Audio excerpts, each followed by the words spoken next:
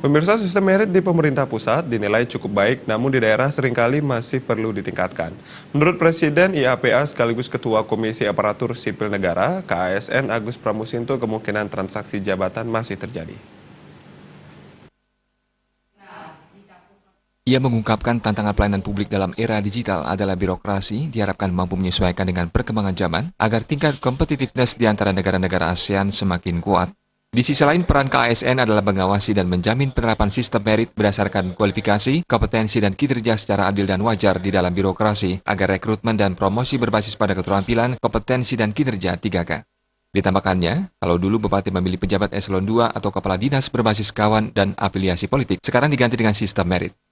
Ditambahkannya, KASN mengawasi 514 kabupaten kota, 34 provinsi, 34 kementerian, dan 90 lembaga.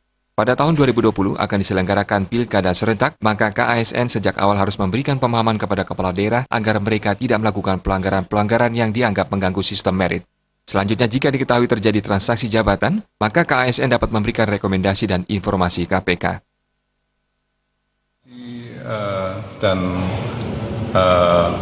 menjamin penerapan sistem merit di dalam birokrasi agar rekrutmen dan promosi itu berbasis pada keterampilan, kompetensi, dan kinerja.